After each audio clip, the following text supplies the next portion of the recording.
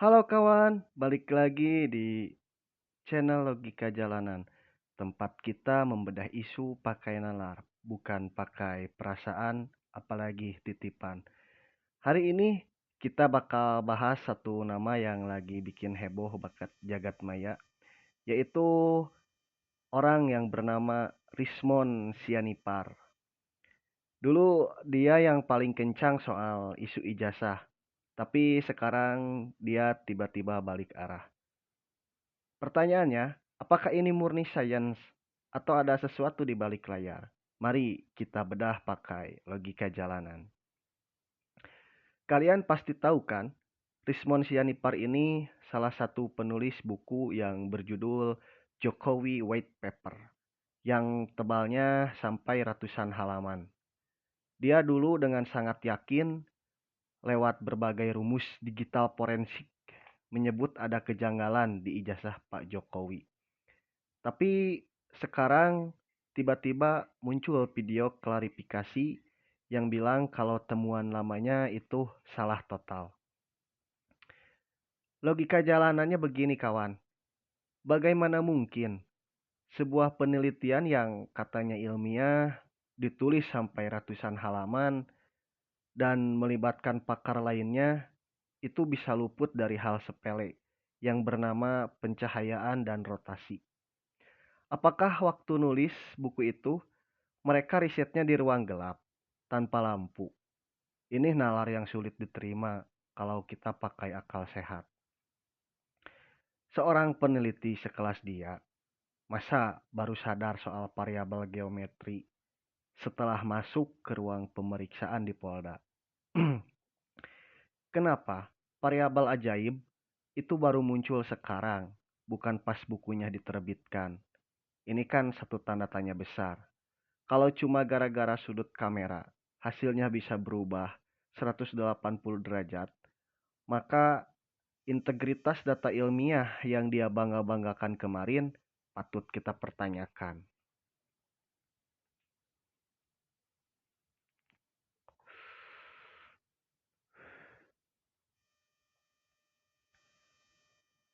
Pertama, kita melihat adanya cacat nalar dalam proses klarifikasi tersebut. Apakah ini pengkhianatan terhadap ilmu pengetahuan? Atau sekedar upaya menyelamatkan diri dari jeratan hukum? Coba kalian sendiri yang bisa menilai. Apakah sains bisa berubah secepat perubahan cuaca di Jakarta? Mari kita bahas soal permintaan maafnya. Rismon minta maaf ke keluarga Pak Jokowi karena katanya temuannya dulu melukai. Lucu ya. Coba kawan, dulu dia tampil bak pahlawan, data yang ingin membongkar kebenaran. Sekarang malah terlihat seperti murid yang lagi minta maaf karena salah tentang ngerjain PR matematika. Mungkin besok-besok kalau ada peneliti bilang bumi itu kotak, terus besoknya juga bilang bumi itu bulat, alasannya cuma satu. Mohon maaf, kemarin saya lupa pakai kacamata. Jadi sisi sarkasmenya adalah betapa murahnya sebuah kesimpulan ilmiah jika bisa dibatalkan hanya dalam satu malam klarifikasi. Apakah buku ratusan halaman itu cuma jadi tumpukan kertas loak? Dan kalian coba bayangkan, energi rakyat sudah terkuras habis buat ngikutin drama ijazah bertahun-tahun ini. Tapi ujung-ujungnya penonton cuma dikasih plot twist receh soal gradasi pencahayaan. Kalau logikanya begini terus, jangan-jangan nanti semua isu nasional bisa selesai cuma dengan alasan salah filter kamera. Ironi bukan? Nah, ini bukan soal kita benci sama Bang Rismon, tapi kita menyentil cara mainnya. Kalau data bisa ditekuk sesuai keadaan, terus apa bedanya peneliti dengan tukang sulap di pasar malam? Sulapnya keren, Tapi kita tahu itu cuma tipuan mata untuk menghibur penonton yang sedang bosan. Ingat kawan, prinsip kita.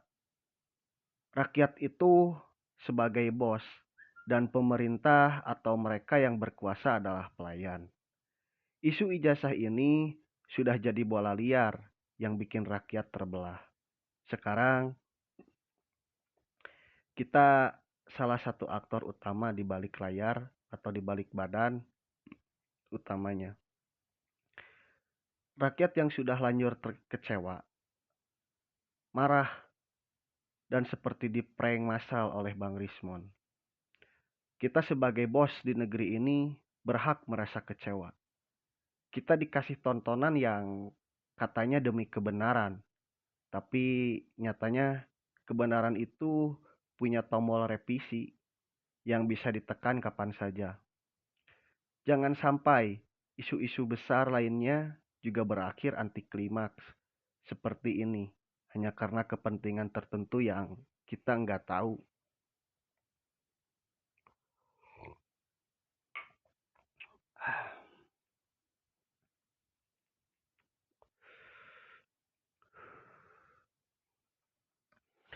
Logika jalanannya nggak peduli ijazah itu asli atau palsu secara personal. Tapi kita lebih peduli pada sistem kejujuran di ruang publik. Kalau orang-orang pintar saja bisa dengan mudah meralat omongannya, kemana rakyat kecil harus mencari pegangan? Kita cuma butuh kepastian, bukan klarifikasi yang cuma cari aman saja. So, jadi buat kalian, jangan mau cuma jadi penonton bayaran yang cuma bisa tepuk tangan pas skenario berubah. Gunakan nalar kalian untuk melihat dan melampaui apa yang ditampilkan di layar YouTube. Karena di akhir hari yang paling dirugikan dari ketidakpastian informasi adalah kita, rakyat yang terus-terusan disuguhi dengan drama. Dan terakhir, mari kita bicara soal integritas. Saya selalu bilang, kalau kita mau kritik ya kritik kebijakannya, tapi sampaikan dengan wajah asli dan tanggung jawab. Rismon tampil dengan klarifikasi, tapi apakah itu cukup untuk mengembalikan kepercayaan publik yang sudah terlanjur dia bangun lewat narasi-narasi sebelumnya? Di logika jalanan, kita berdiri di atas pendapat pribadi yang didasari fakta. Kita nggak mau jadi bunglon yang berubah warna tergantung di mana kita hinggap.